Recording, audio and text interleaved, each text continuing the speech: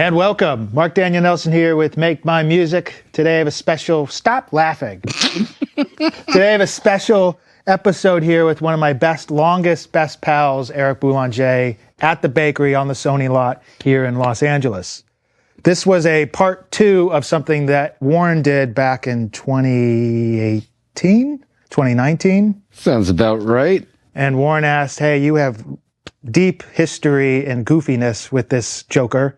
So I thought, let's go and deep dive a little historical journey of Eric Boulanger's past.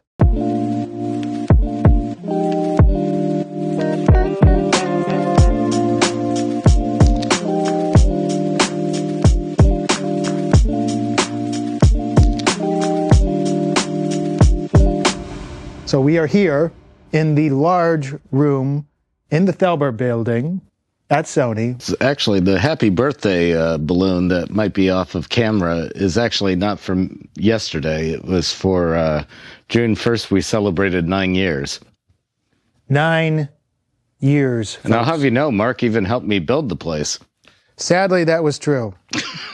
Today is going to be a little walk through memory lane of my journey coming into Los Angeles, meeting this goofball, and then how everything kind of changed. But essentially, Eric was one of the first young guys I knew when I moved to Los Angeles that put up with me enough to want to actually hang out and get pizza with me every weekend and stuff like that. It's a large compliment.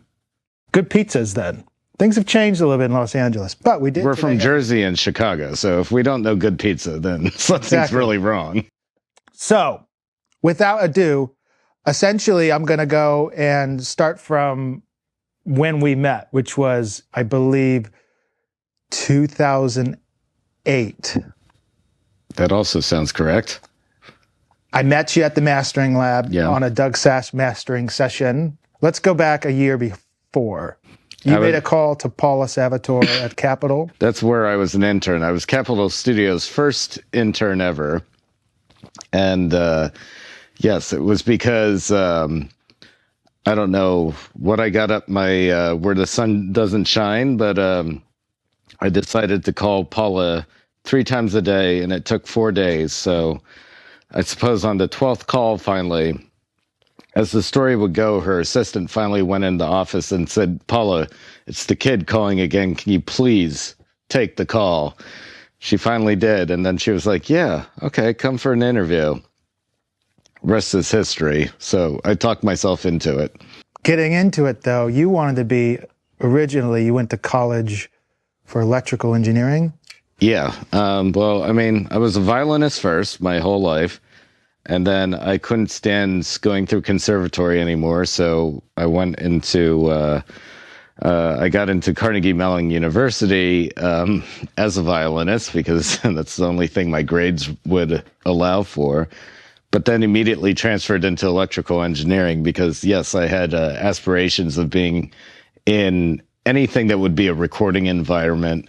You got into the engineering side. Yeah, and so I transferred in and finished my degree with electrical and computer engineering, and that was difficult. So when you started at Capitol, you were running and you were... Actually, with all respect to all the runners out there, and specifically my colleagues at the time, man, did I get off with murder, because since I was the first intern, there was some legal technicality from HR that I couldn't do runs because I wasn't an employee. Right. Like, I suppose, had I gotten into a car accident going out to get lunch for a client, like, they'd be liable or something like that. So...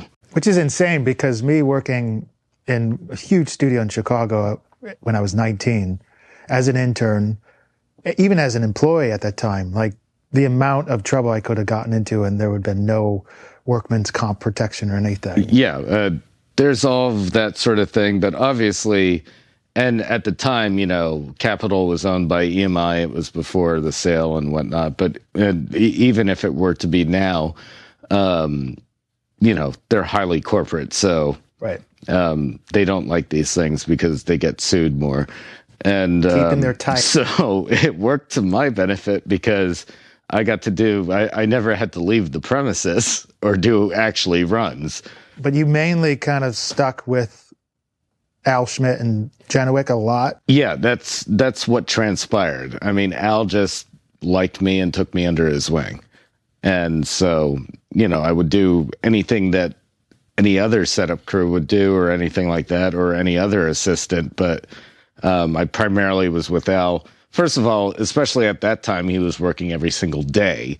So there was always something going on with a Schmidt session. And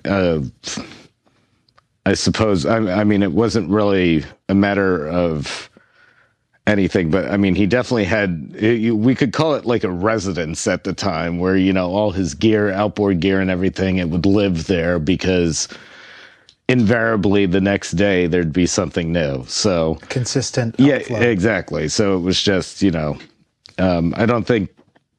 don't know, Steve might be able to correct me if there was actually some form of agreement, but as far as I know, that wasn't the case for them. But it was just that he was working on so many things that, it was his place. Yeah. Exactly.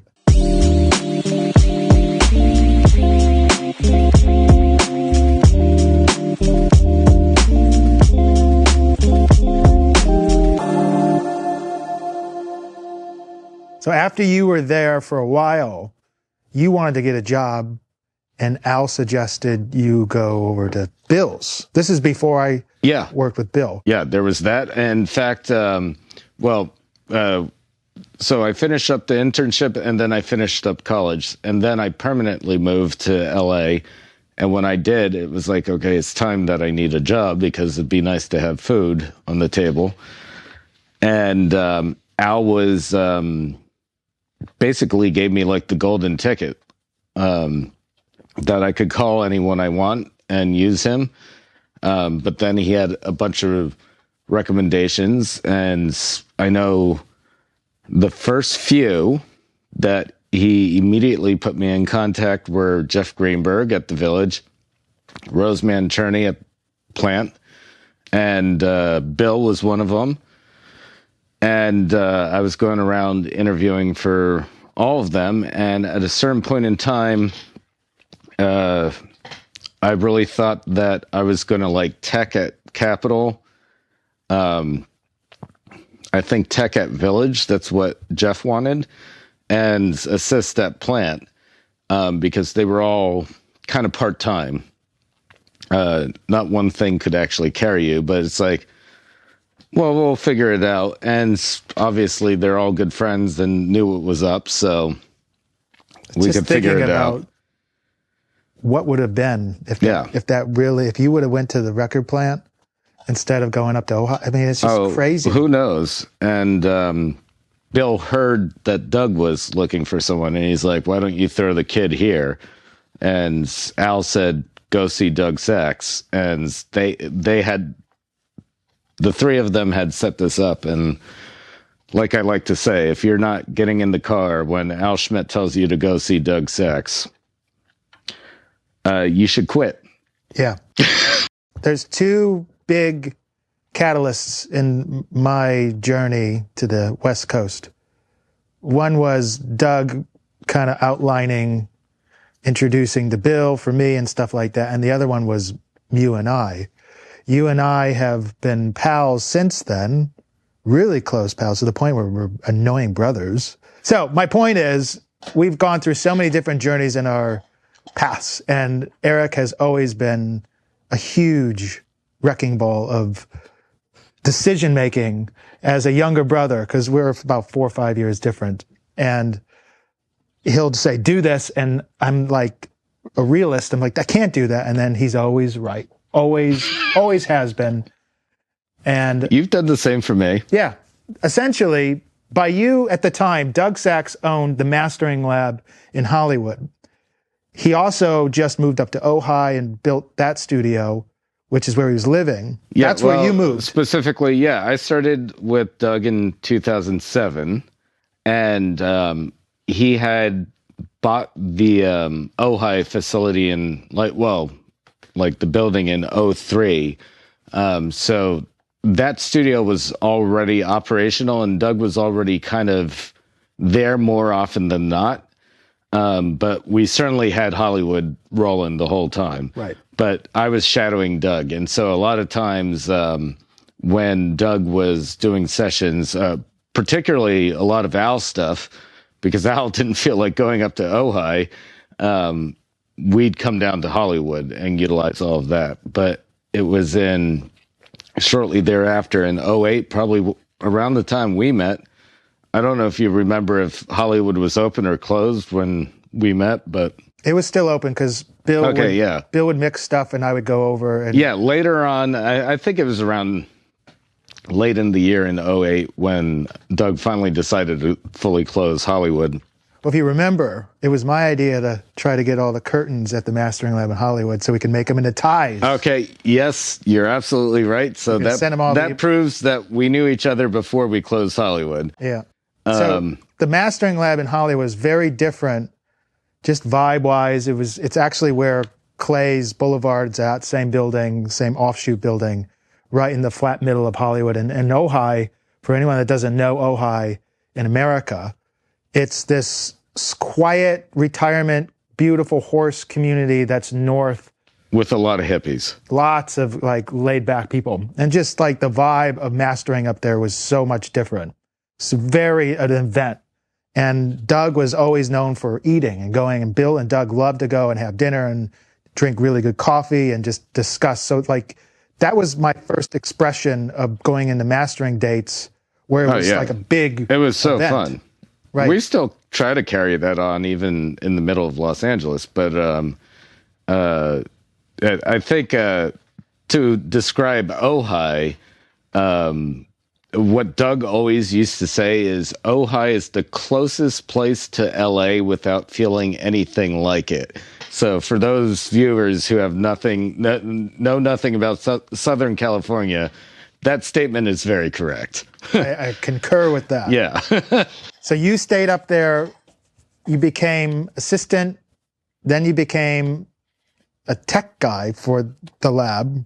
Yeah, well, when Doug originally hired me, of course he knew I had my technical chops, but I was mainly being his assistant and learning the things. And then we closed Hollywood, so that's when I started getting relied on more for technical things because Josh Florian had already left. He made his own company but he was always around, like, that, I mean, he's always around here too. And there was another tech, Tom Pisano,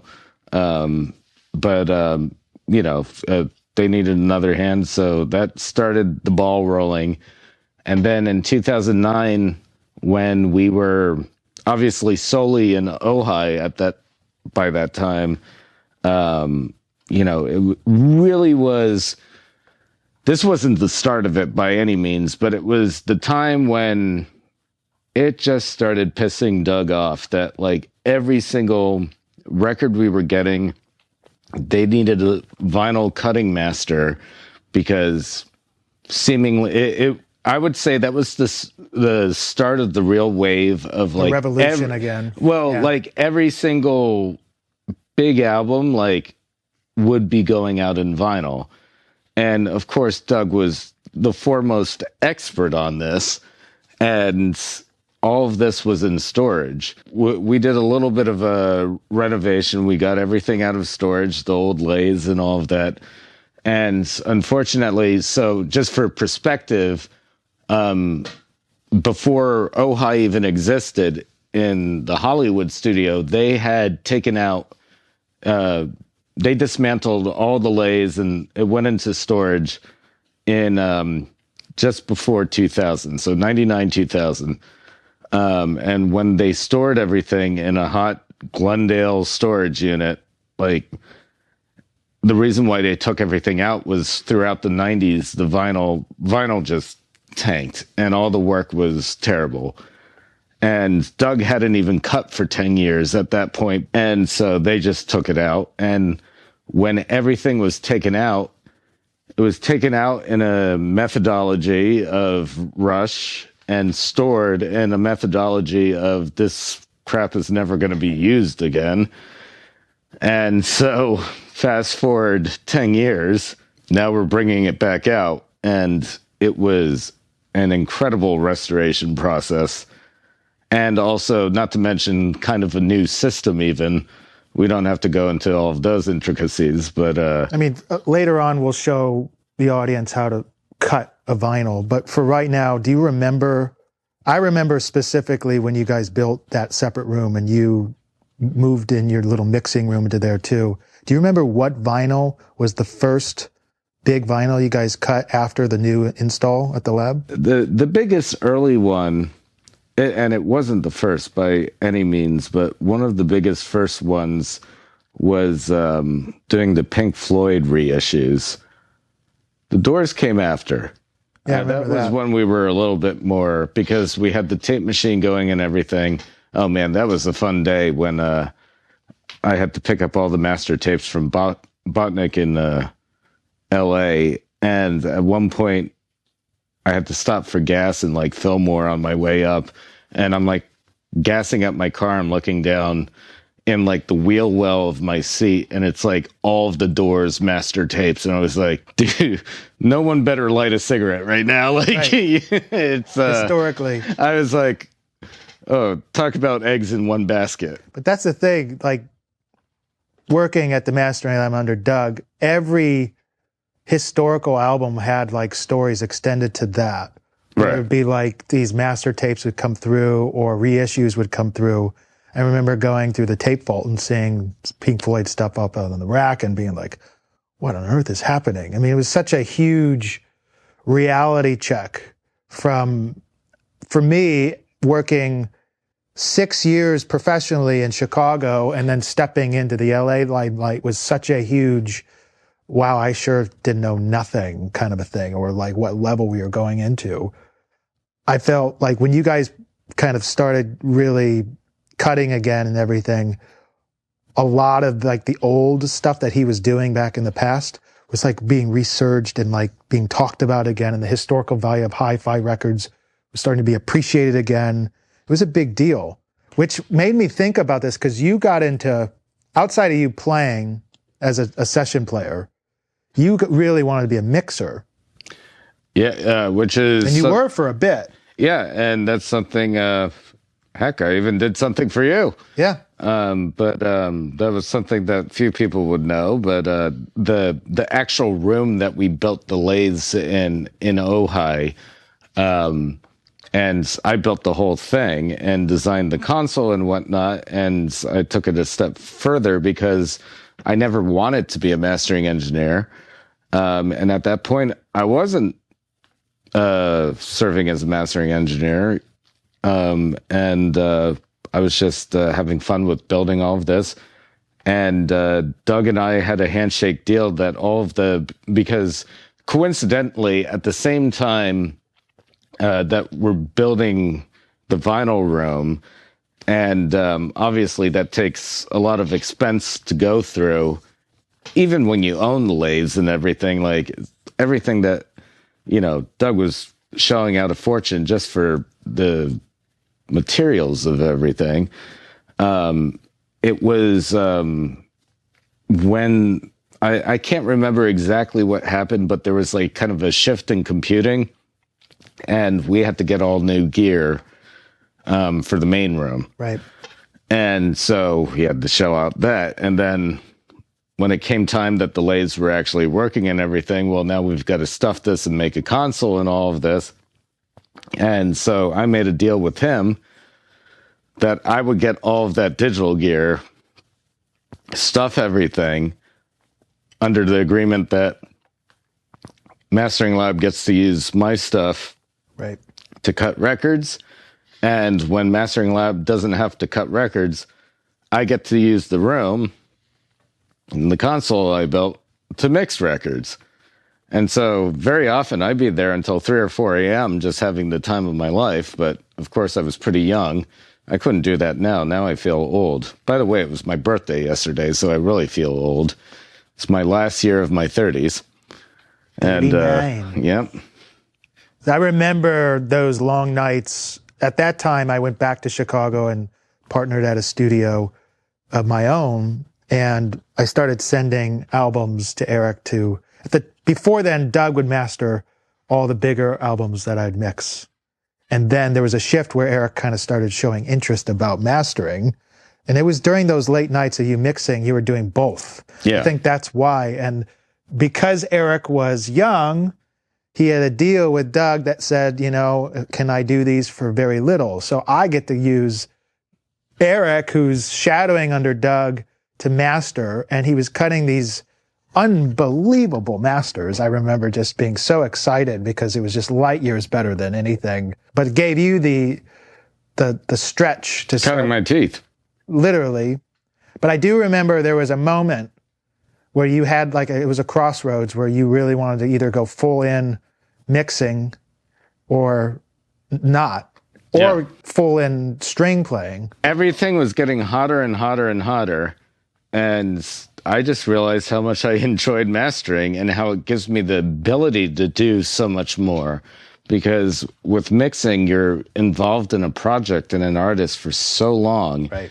And I think that's also abused from what I hear from a lot of my mixer colleagues, how that may go down. Neither here nor there. Mastering is really, I took to it mainly because it gave me the opportunity to be artistic in an engineering field and work on more albums, because obviously you don't spend as much time in mastering on anything. And that's just fun to me. It's like every day is a new thing. Gives me the time to be a session player for real, and gives me the time to be technical and even, building new things like what you're about to see in the other room.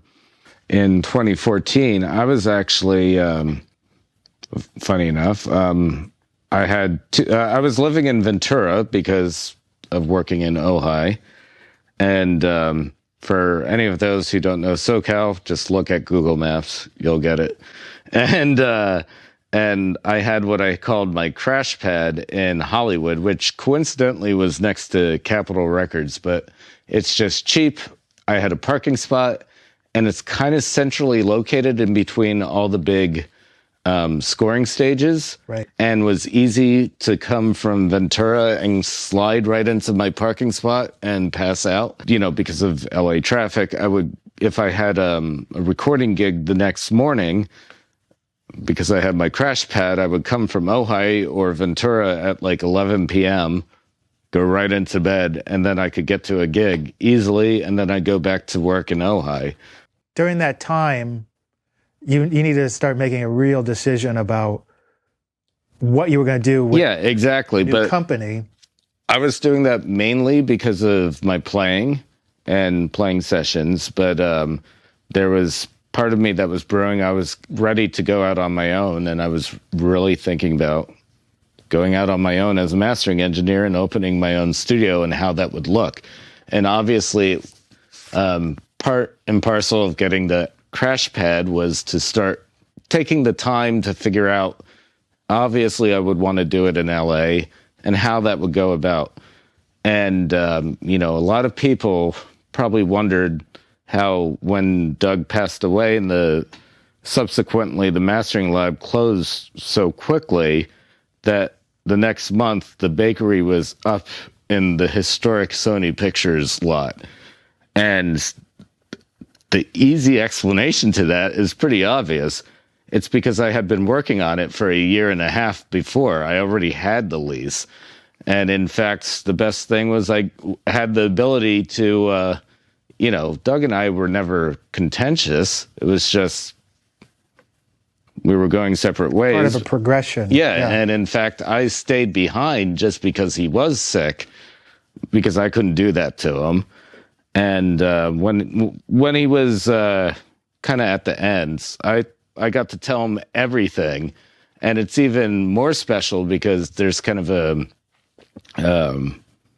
uncanny, when he was doing Sheffield Labs, the direct-to-disc records with the LA Phil, it was here at the Sony scoring stage where he built the studio, which still stands today.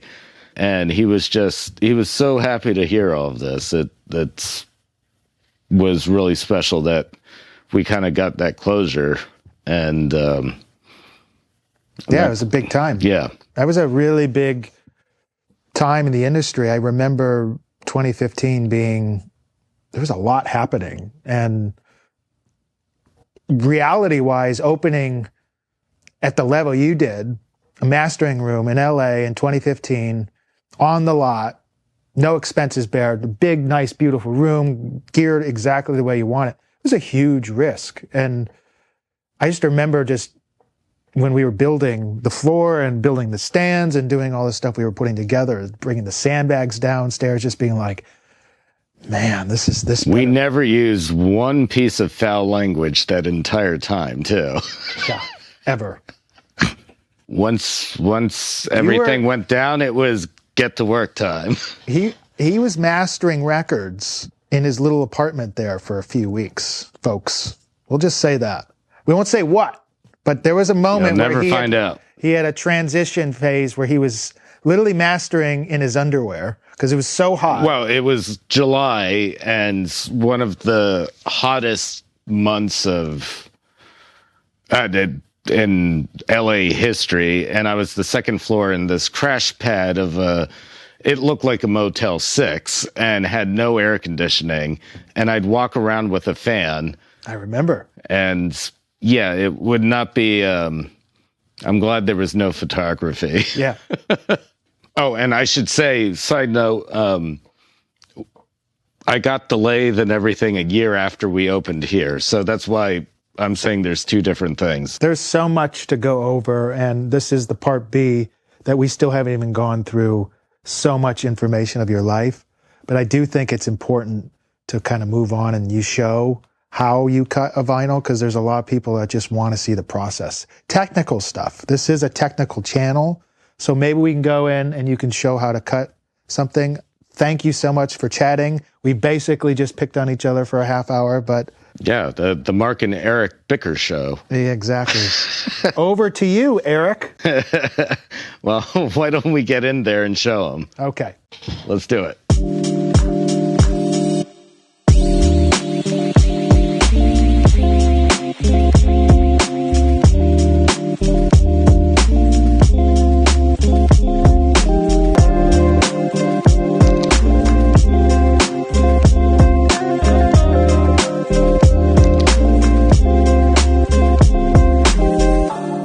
Welcome to the vinyl room now, and as we were talking before, when we took over the space at Sony Pictures, the main room where we do our EQing and our listening and everything, that was the screening room, and here used to be the projection room, and so you can even see the old school.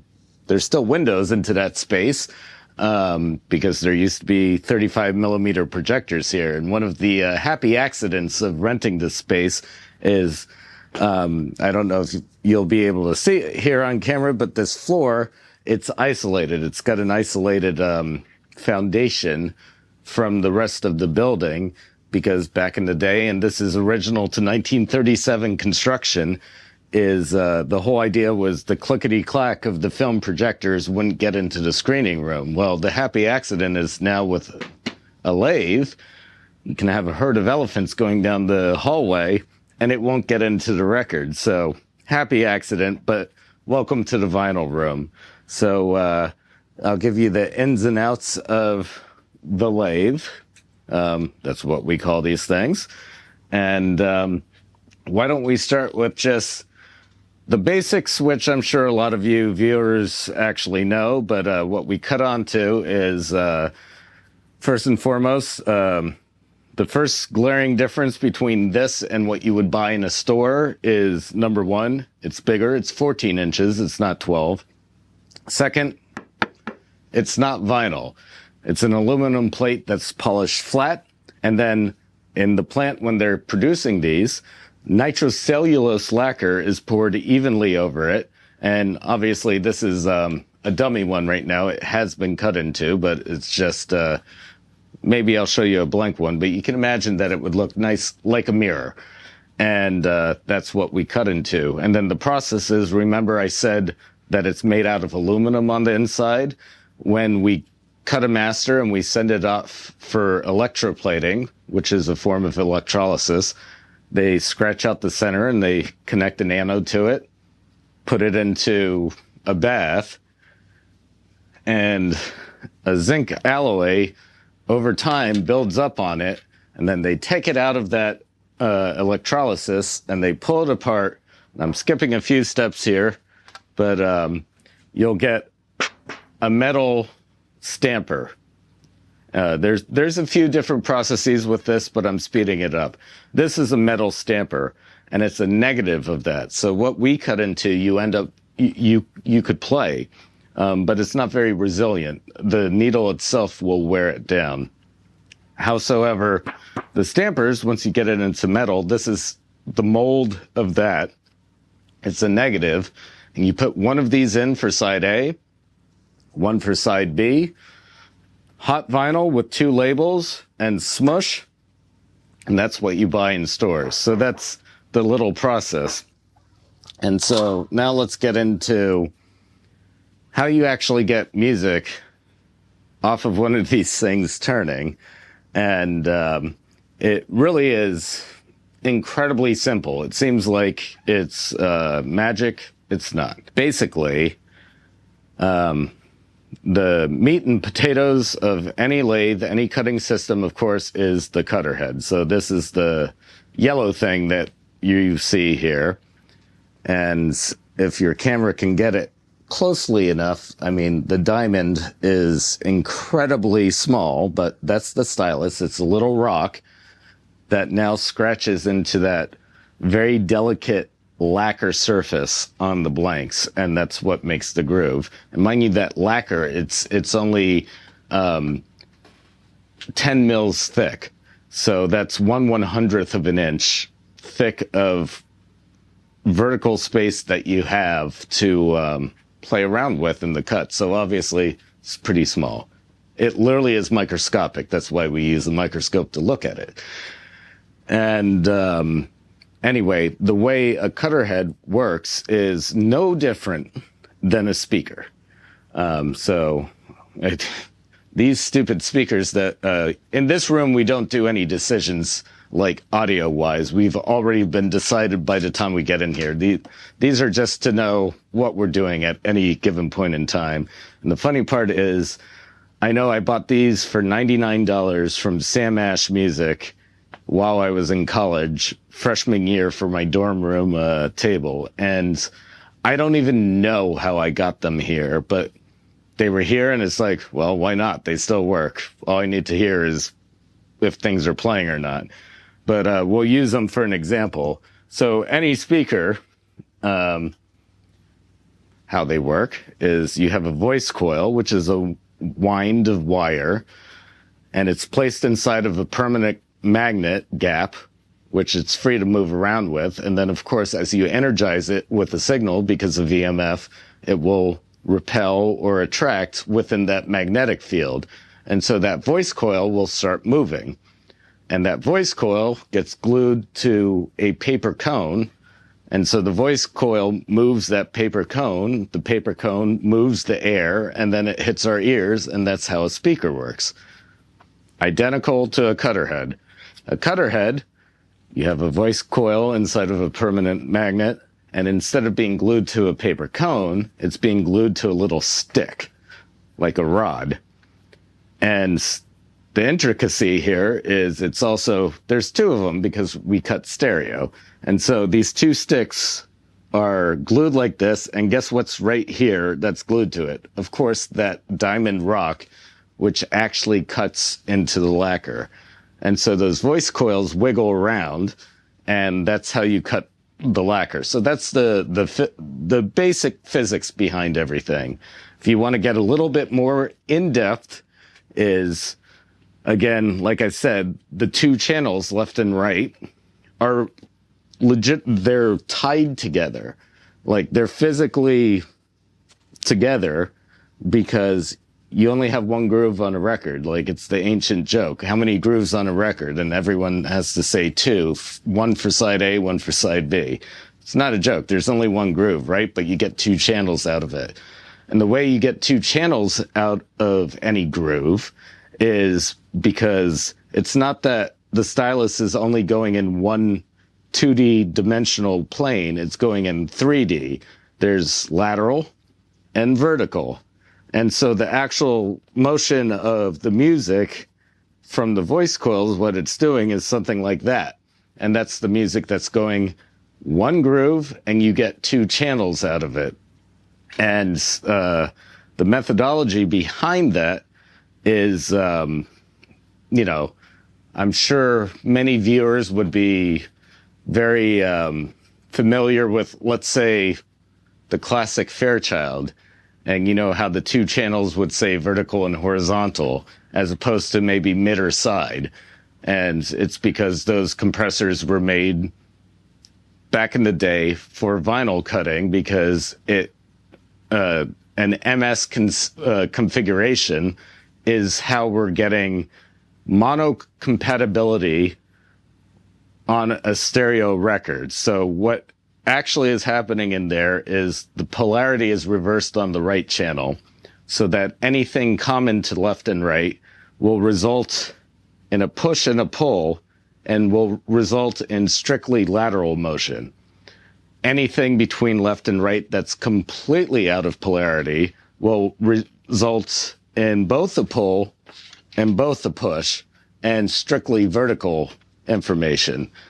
And then, of course, because they literally are mechanically tied, that's where you'll start getting between both cutter heads and pickups crosstalk figures, because there's no such thing as, if you only have the left channel in a stereo instance, that the right channel is going to be like completely mute, because it's still getting wiggled around somehow because it's mechanically tied. So is your pickup on your turntable. That needle, there's only one needle, so the crosstalk is a measurement between the two of those, and that's usually somewhere around 36 dB. But in any event, that's how the cutter head works, and we will be doing a little cut here, and obviously it's pretty simple. How this whole thing works is it will traverse along here, and on a record, any record obviously has finite space. So you can only cut so much. And because the amplitude of the signal is fully analogous to what gets cut on here, because it's physically writing the waveform, a bigger amplitude means a bigger squiggle. A lower amplitude means a smaller squiggle, right? And so to avoid what would be referred to as an overcut, which is the age-old broken record, if you were to overcut on the next groove, you've just made like a railroad tie. Like, it'll keep looping forever because the grooves intersect, and it'll keep looping forever. So we want to avoid that. So this is where the control system comes in that advances this as it's cutting down the record. The original, like, Edison wax cylinders, even though they were wax cylinders, all of this works the same way. This is just a flat disc. That's what Berliner did.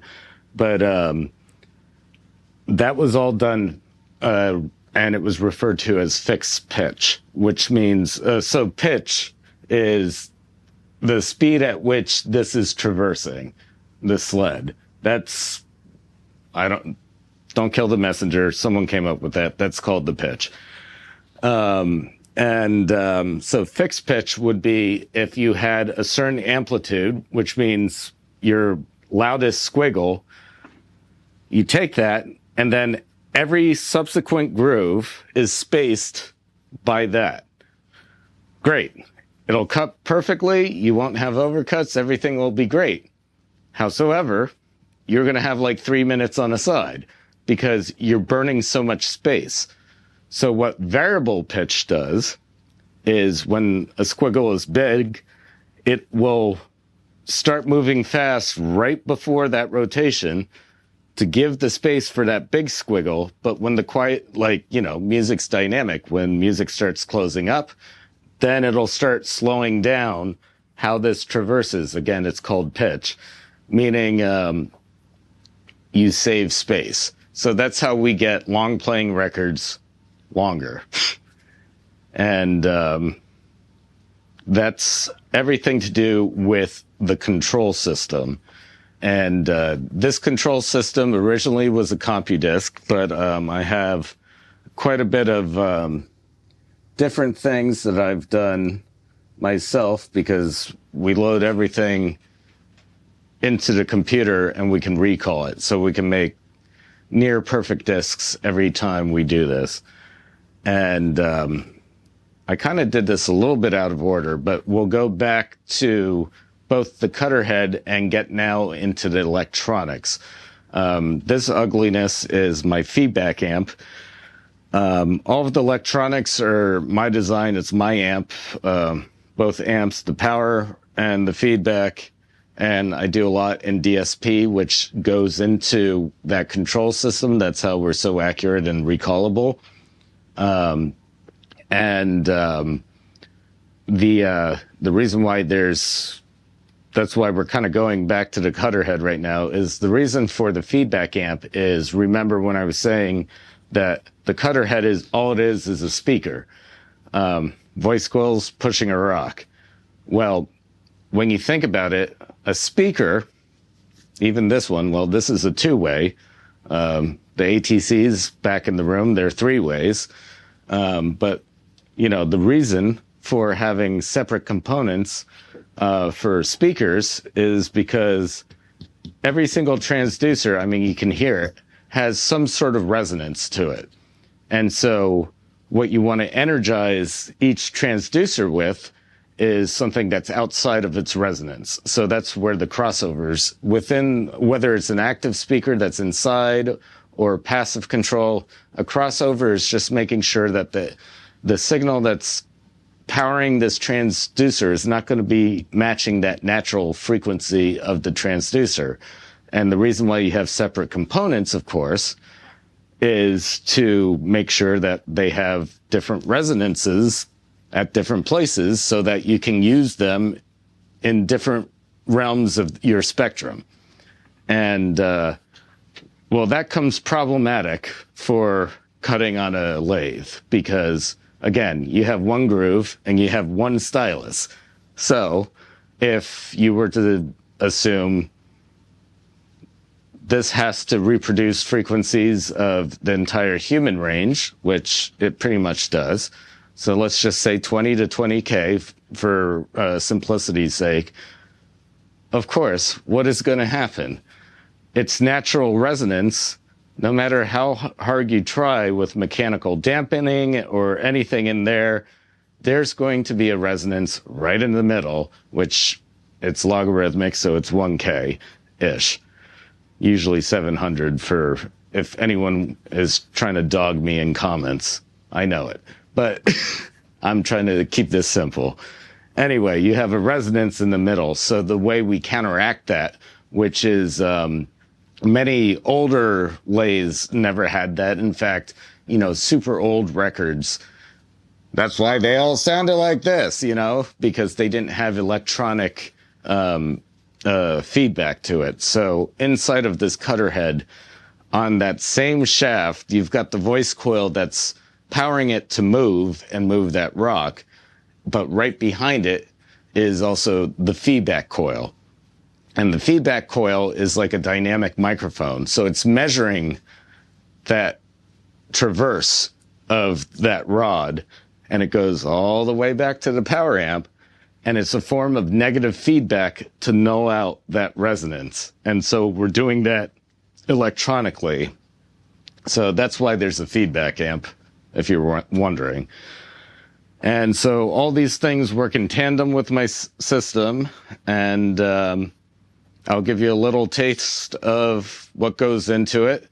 I'll start cutting, and once you start hearing what comes out of these, my freshman year dorm room's fancy speakers, I think all of you will start scratching your head with exactly what you're hearing is kind of weird. And there would be a reason for that.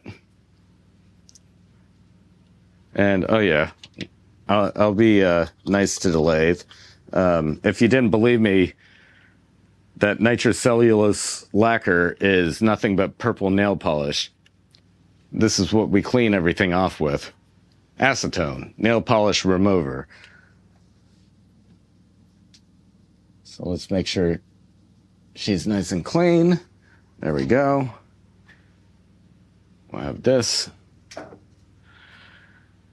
Great.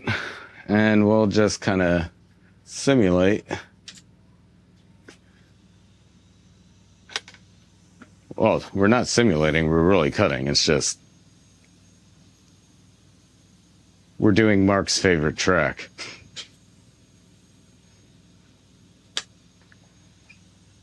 And so right now, the control system is bringing it to where the start of the record is. That extra vacuum is to pick up.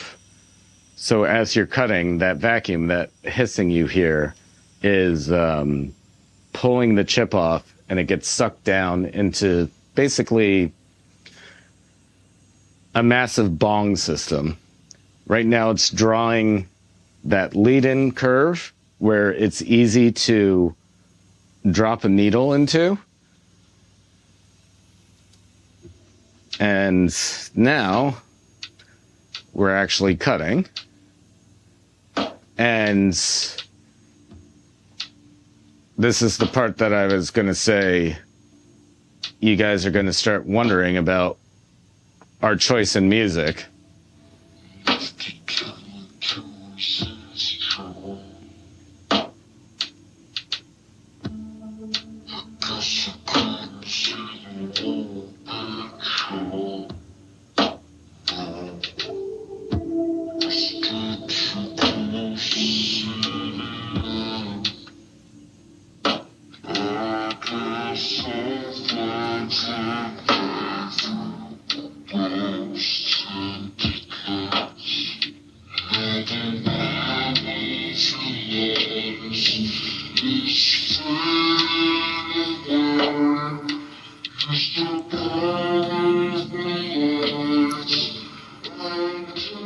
Maybe some of you viewers have figured out that it's playing at half speed. That's why it sounds so weird. And so the turntable is actually going at 16 2/3 revolutions, and half the speed.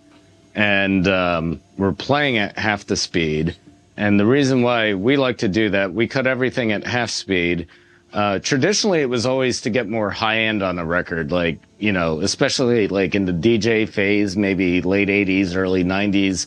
They wanted really hot records with a lot of high end for clubs and whatnot. We're not terribly concerned about that. We cut everything nice and flat and even, but the main thing is with the electronics of any cutting system and anyone's turntables at home, there's a pre-emphasis and a de-emphasis curve.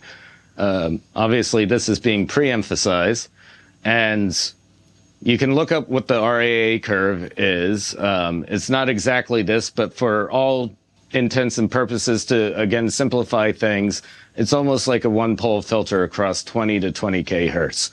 So 6 dB per octave the whole way. And then on your turntable, it does the de-emphasis. So we're attenuating by 20 dB, roughly 20 hertz, and boosting 20K by 20 hertz. And that's for two reasons. One, saving a little bit of space because low ends, the wavelengths are bigger, it takes up more room. And then on the flip side, it's almost analogous to tape. So anyone can look up the RAA curve, but I'm just keeping this simple for today's explanation. Is at 20 hertz, we are attenuating by roughly 20 dB, and at 20K, we're boosting by 20 dB.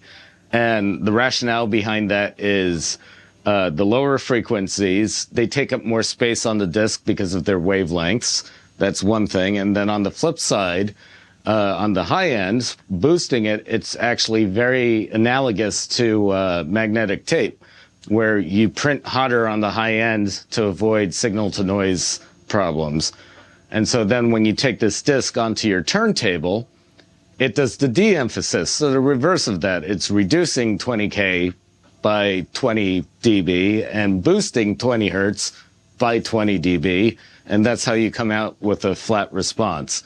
So the reason why we like to do half speed is because of a little thing called logarithmic math here. But, you might be halving everything in frequency and whatnot. Makes it a little bit more tricky for having a stable platform. But again, remember how I was saying we lucked out with a very stable one, so we don't get rumble or anything like that getting into things. But the main thing is just like the power curve, V square over R, you've got an exponent there. So it really means that we've got, for amp headroom in terms of power, 4 times the amount of headroom power-wise through that transducer.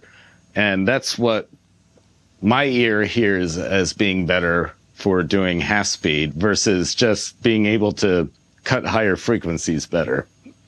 And so that's basically why we do that for all our records that we do. And shockingly, I got all of that out in the exact time of cutting Marc's favorite song. And that's how you make a record.